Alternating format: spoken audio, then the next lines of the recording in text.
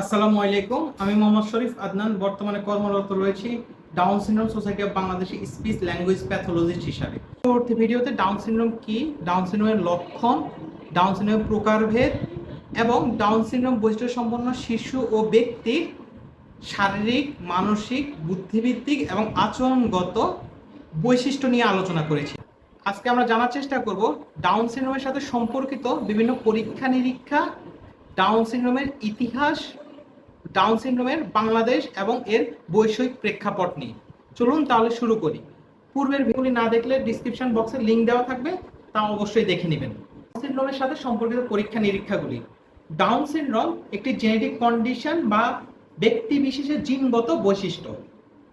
Down syndrome বৈশিষ্ট্য সম্পন্ন শিশু যখন পৃথিবীতে জন্মগ্রহণ করে, এর শারীরিক অবয়ব এবং অন্যান্য বৈশিষ্ট্য দেখে ডক্টররা আপাত দৃষ্টিতে বুঝতে পারে সে ডাউন সিনড্রোম বৈশিষ্ট্য সম্পন্ন, কিন্তু ক্যারিওটাইপিং টেস্টের মাধ্যমে বোঝা যায় সে আসলে ডাউন সিনড্রোম বৈশিষ্ট্য সম্পন্ন কিনা। ক্যারিওটাইপিং টেস্ট করলে আরেকটা সুবিধা হচ্ছে সে কোন প্রকারের ডাউন সিনড্রোম, অর্থাৎ ট্রাইজোমি 21, মোজাইসিজম নাকি ট্রান্সলোকেশন ভ্যারিয়েন্ট, সেটি জানা যায়। চলুন আমরা জানার চেষ্টা করি ডাউন সিনড্রোমের ইতিহাস। শতাব্দীর শুরুর দিক পর্যন্ত সাধারণ মানুষ ডাউন সিনড্রোম কি তা জানতো না।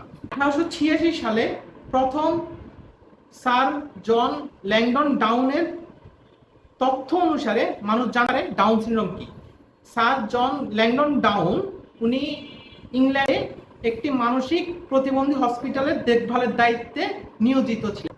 তিনি দেখেন সেখানকার কিছু ব্যক্তি রয়েছে যাদের চেহারার গড়ন এবং শারীরিক আকৃতি একই রকম, তাদের নাক চ্যাপ্টা, কান ছোট। এর থেকে ডাউন সিনড্রোম নামটি চিকিৎসা বিজ্ঞানে স্থান পায়। যারা ডাউন স্বতন্ত্রভাবে ডাউন সিনড্রোমকে ব্যাখ্যা করে, সেহেতু তার নাম অনুসারে পরবর্তীতে এর নামকরণ করা হয় ডাউন সিনড্রোম। কিন্তু তখন পর্যন্ত মানুষ জানতো না ডাউন সিনড্রোম মূলত কি বা এর কারণ কি। 1959 সালে ফ্রান্সের চিকিৎসক জেরমি লিজিউন প্রথম আইডেন্টিফাই করেন যে ডাউন সিনড্রোম একটি জিনগত বৈশিষ্ট্য।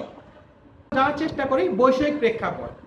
বিশ্ব স্বাস্থ্য সংস্থা WHO এর তথ্য মতে পৃথিবীতে প্রতি 800 জনে একজন ডাউন সিনড্রোম বৈশিষ্ট্য সম্পন্ন শিশু জন্মগ্রহণ করে।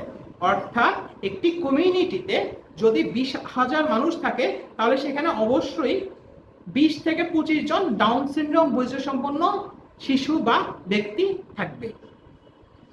একটি সমীক্ষায় দেখা যায় পুরো পৃথিবীতে বর্তমানে 7 মিলিয়ন বা 70 লক্ষ ডাউন সিনড্রোম বৈশিষ্ট্য সম্পন্ন শিশু বা ব্যক্তি রয়েছে।